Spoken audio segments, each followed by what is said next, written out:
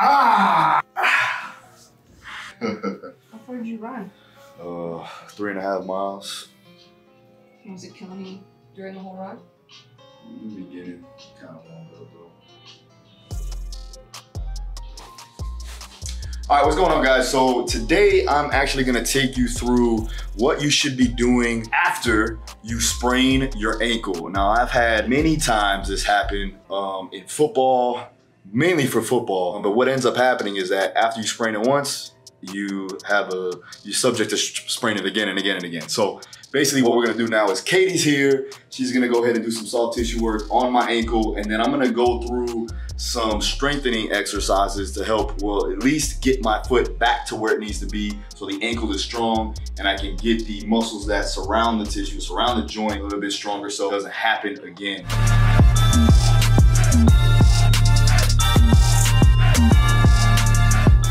The main thing is we don't want to lose range of motion. All right, we want to make sure we keep his range of motion, if not improve it from what it's at right now. So what we're going to do is we're going to start off with some myofascial release just to loosen everything up around the ankle and the foot itself, and even work up to the calf. So we don't want to work just on the area. All right, we want to work on the whole foot, ankle, and pretty much right below the knee. After that, we're gonna do a little compression with some movements to kind of push any inflammation and fluid and anything that's kind of built up in here out, and then see how it is afterwards. Cocoa butter formula. All right, it's got cocoa butter, it's got beeswax, got vitamin E oil. All right, I don't want anything too slippery because I do want to cause a little bit of friction and some heat. You know, I don't want to be sliding everywhere because I'm trying to get really deep down into the tissue. So if you guys follow me on my Instagram, you've seen that I actually sprained my ankle running. I hit a curb and just basically fell off the edge and it was over. That was about a week ago from today. And last night I felt pretty good. So I ran for about 3.5 miles and it started to swell up on me again. Now I don't have the luxury to stop training because I actually have to compete soon. Yes, it wasn't the smartest thing to do, but at the end of the day, I still have to train. I still have to get prepared for the competition. So we have to take into account this type of work. So we have to make sure that we're getting our myofascial release treatment. I have Katie here. Thank goodness that I have her. But if you do not have someone like this, they can probably do this on their own too as well. Yeah. I'm gonna just try to strengthen up every muscle that I can, the tibialis, the gastroc, the soleus, and then also the intrinsic muscles of the feet too as well. Work on all my hips and my glutes just to help with everything there for function and for structure. So now I want you to give me mini ankle pumps. I'll go up.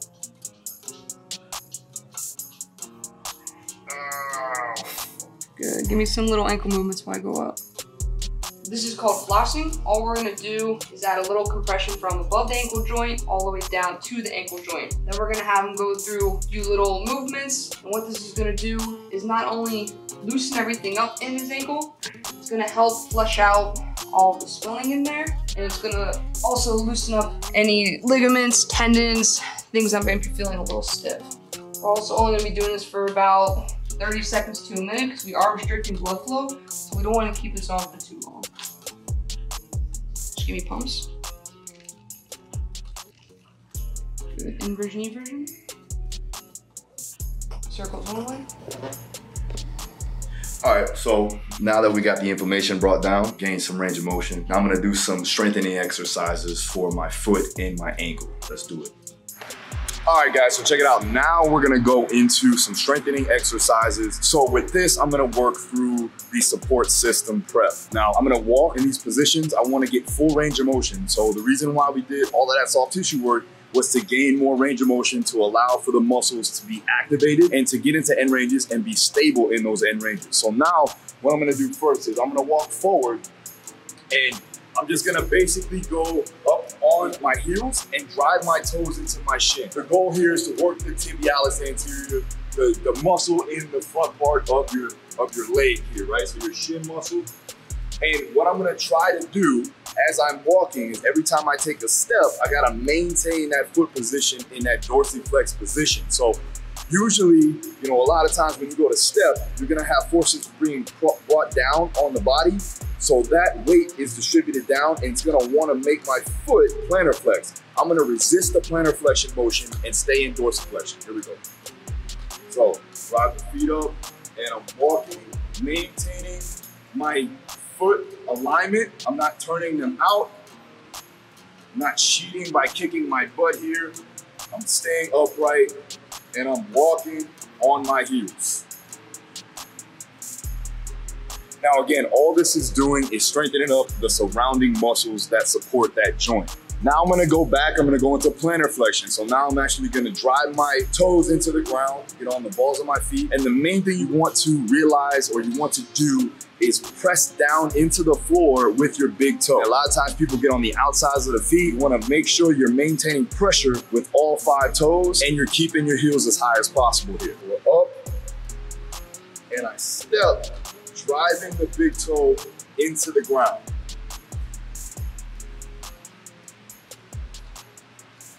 Spreading out my toes so I'm not crunched up like this. I'm not crunching my toes. I'm spreading them out and placing them on the floor. This is gonna strengthen up the intrinsic muscles of the feet, also the gastroc and the soleus. All right, so now what we're gonna do is go inversion and eversion. So I'm gonna be on the sides of my feet here, and every time I step, I'm just gonna maintain that foot pressure and keeping the inside edge of my foot off of the ground. So I'm actually strengthening up the position of where I actually rolled my ankle. Now I'm going inside edge of the foot. You're gonna get a good stance and make sure you get the pressure of the big toe as a step. Big toes are on the ground and I'm trying to make sure that basically the outside edge of the foot isn't creating too much ground contact or pressure. And so once you transition into your stability work, now we're gonna try to increase the strength or the eccentric strength, so absorbing force. You're gonna do this very low intensity or low level, and then you can progress it going further. First and foremost, like we said, gain range of motion. Then you wanna start to stabilize the surrounding tissue and strengthen up the muscle. Then after that, you wanna be able to absorb force, and then after that, redirect force. And that's further down the line, and that would be in the form of low-level plyometrics, some form of running, and jump rope. But for now, I'm gonna go ahead and show you how to absorb force with a plantar flexed foot, where you're actually going with the forefoot into the ground. The heel is off the ground, so we're stabilizing the body with the ball of the foot. Okay, so I'm just gonna go into a staggered lunge pattern, and as I go to drop down, I'm just gonna catch myself with only the ball of the foot where the heel is hovering off the ground. So I'm gonna drop into it and then hold position, and then relax and come back to it. You can do this for 10 yards through, or you can do 3 to 5 repetitions on each leg, right? So there we go.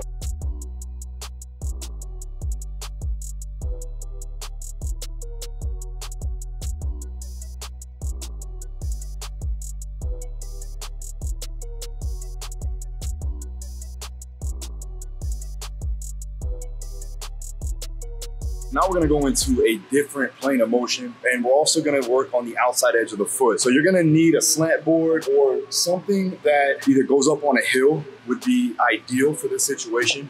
And the same concept applies, right? We're gonna go ahead and absorb force off of the ground. So we're gonna drop down into that position. We're gonna stabilize through the hip and all the way down.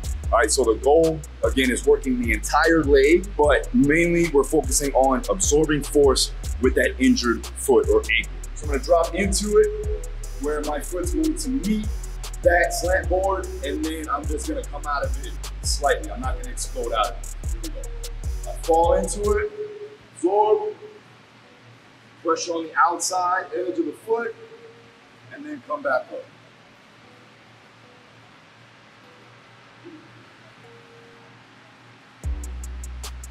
And again, I'm putting a lot of pressure here on the outside edge.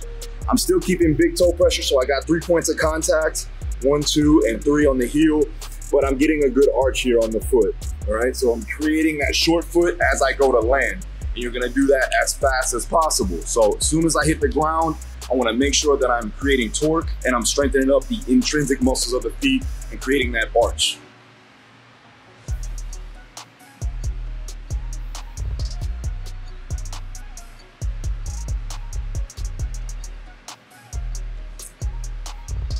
Right now, you can progress this and have someone either push you into the slant board, or you can have a band pull you into the slant board, which is obviously gonna increase the eccentric speed.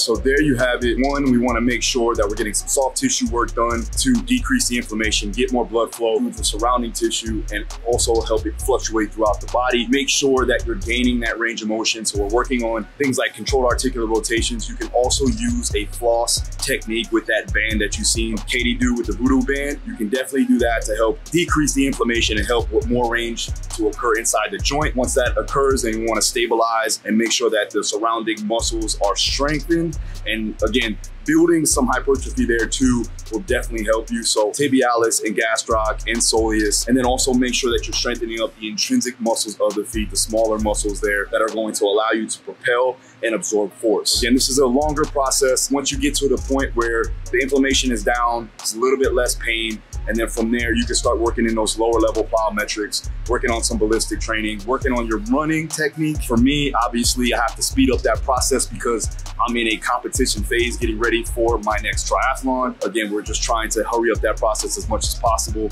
Make sure you check out the mentorship program. Link is down below in the description. You get a call with my team to go over any questions that you may have. And also, it's a one-time fee. You'll get access for life, so make sure you check it out. If you're in the area, in the South Florida area, and you want to check out the end of the year conference, I highly recommend it. Daru Strong Fitness Business Conference. If you're a coach looking to increase your income and your overall wealth as a fitness instructor or a strength coach, I highly recommend you do not want to miss this. So come check out my gym, Boca Raton, Florida. Tickets are on sale now, darustrong.com. Link is down below. Hit the subscribe button, hit the notification. Let me know if you like this video by hitting that like button. I'll see you again next time. Peace.